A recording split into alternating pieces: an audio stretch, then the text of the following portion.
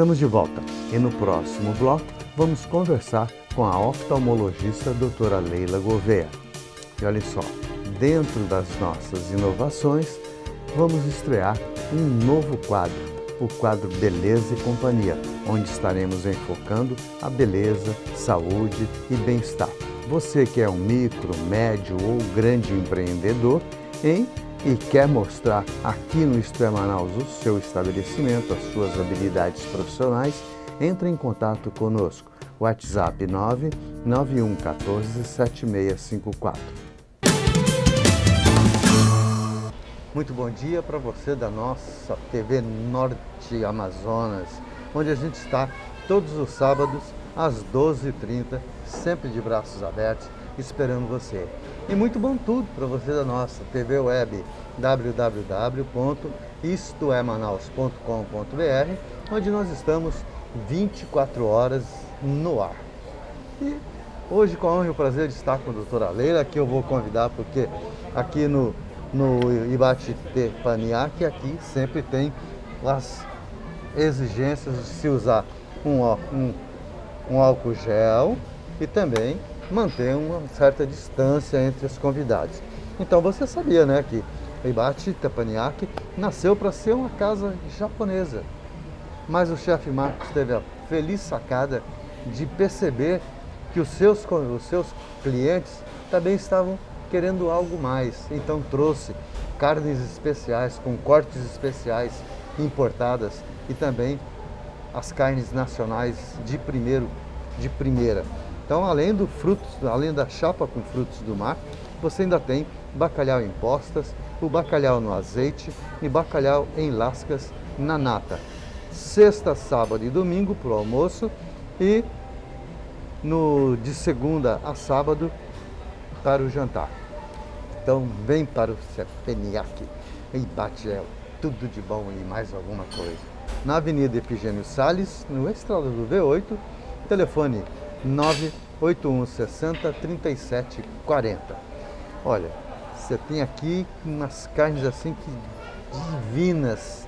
Hoje, com a honra e o prazer de estar com a doutora Leila Gouveia, oftalmologista, e a gente tem assim um orgulho muito grande de tê-la no nosso programa. Por quê? Porque é sinônimo de informação. E como diz o nosso cinegrafista Samuel Pimentel, as nossas entrevistas não são entrevistas, são umas consultas. Por quê?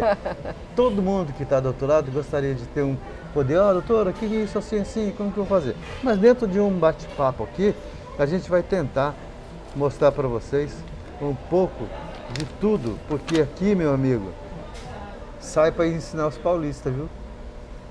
E aqui, o melhor centro cirúrgico do Norte e Nordeste. Estou errado? Se não for o melhor, é um dos melhores. Não, eu digo que é o melhor, porque não tem outros aqui, outros centros cirúrgicos desses. Realmente está muito bom. Doutora Leila Gouveia, então, tem o seu consultório lá no Edifício Cristal, 7º andar, sala 704, bem ao lado do Manauara. Então vamos lá. Nós vamos voltar nesse assunto também, porque nós estamos fazendo uma série de reportagens e eu queria saber, doutora, o seguinte, o que a pandemia trouxe de malefício dentro do seu segmento? Bom, isso é primeiro, boa noite, né? Boa noite, bom boa dia. Noite, bom dia, boa tarde, dependendo do horário que vai passar, né? Eu estou muito feliz de estar aqui de volta com Obrigado, você. doutora. É sempre uma honra poder participar do seu programa. E aos telespectadores eu espero esclarecer vários assuntos aqui que nós vamos conversar hoje. Será.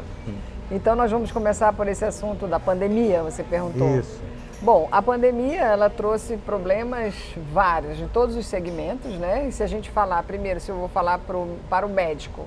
Então, para o médico trouxe problemas de ordem econômica bastante grande, né? No início da pandemia, quando foi proibido tudo, até os atendimentos ambulatoriais estavam proibidos. E para o paciente, então, o prejuízo foi enorme, né? O prejuízo de saúde foi enorme.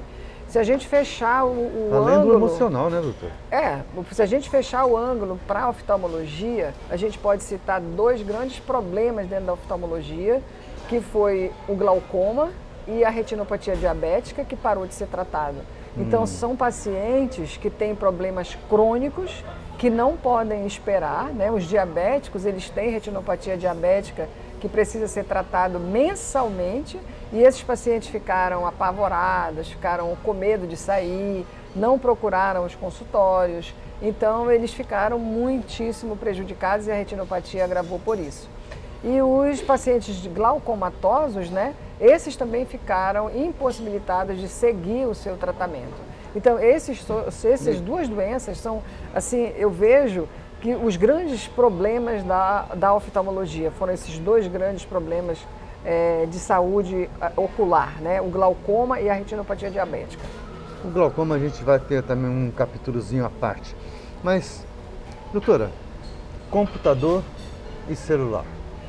Esse foi um problema geral, né, da população, não só da população do paciente oftalmológico, vamos dizer assim, mas de uma maneira geral. Com vamos dizer assim, a popularização do home office, né, onde eu creio que 90%, né, dos trabalhos puderam ser feitos online, e os colaboradores passaram a trabalhar nas suas empresas de home office, onde a iluminação não era correta, onde a maneira de sentar talvez não fosse correta, onde a resolução do computador não fosse a mesma que ele tinha no escritório dele. Então, tudo isso leva a problemas oculares, problemas posturais, então são problemas diversos.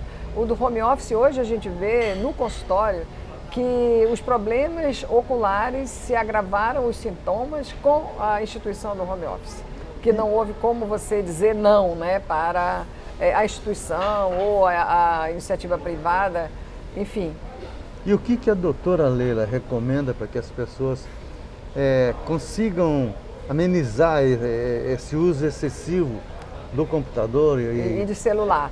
No celular, eu também quero acrescentar, Edson, que as crianças, né, que ficaram em casa por causa da pandemia, tiveram que ficar em casa, elas ficaram muito mais ainda no celular do que elas já ficavam, né? Mesmo as crianças que quando ia para a aula normal, a criança hoje, ela já é um tempo grande de celular.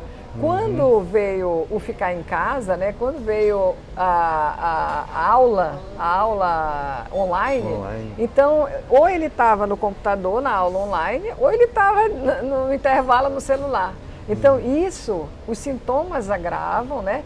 E a gente sabe hoje, existem vários estudos onde o uso excessivo de celular, ou de tablet, ou de computador pelas crianças tende a aumentar muito a população miópica, né? Então a miopia aumenta muito, né? Então a gente sabe que nos próximos anos a gente vai ter uma população míope enorme por causa desse hábito de usar a tecnologia muito perto. Tá vendo, gente? Essa é a doutora Leila, que a gente tem assim, orgulho e o prazer de fazer parte do hall de amigos, além de usufruir das atividades dela como médica, porque se você tem um problema na vista e você não passar lá pelo CAL, você não ficou atendido. Entendeu? Então, lá no Edifício Cristal, 7º andar, sala 704. O telefone é esse que vocês estão vendo aí, que tem também o WhatsApp. Doutora, uma outra coisa que assim é tão comum que às vezes as pessoas reclamando, e às vezes até nos bate-papos que a gente tem, de rodinha, é sobre o olho seco. Por que ocorre isso, doutor? O olho seco, ele até é um problema da pandemia também, né? Que se agravou com a pandemia, porque quanto mais tempo você fica em ambiente de ar-condicionado, em computador, em celular, existe também estudo sobre isso que mostra que você pisca menos.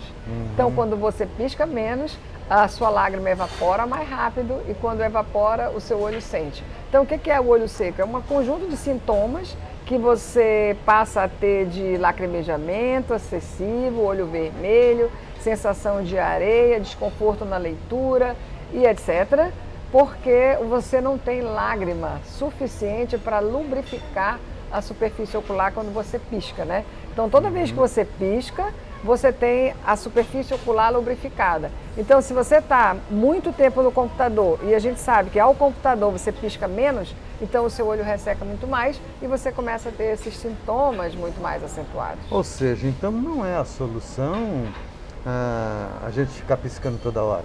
Não vai resolver? Não, é uma das, né? Das. É uma das. Você tem que ensinar o paciente a piscar, a descansar, a sair do computador, ficar uns 10 minutos descansando. Esse é uma das recomendações, né? Ah, eu estou de home office, eu estou trabalhando o dia inteiro. Não, você tem que trabalhar um tempo, você tem que parar, você tem que descansar, você tem que piscar, usar um lubrificante.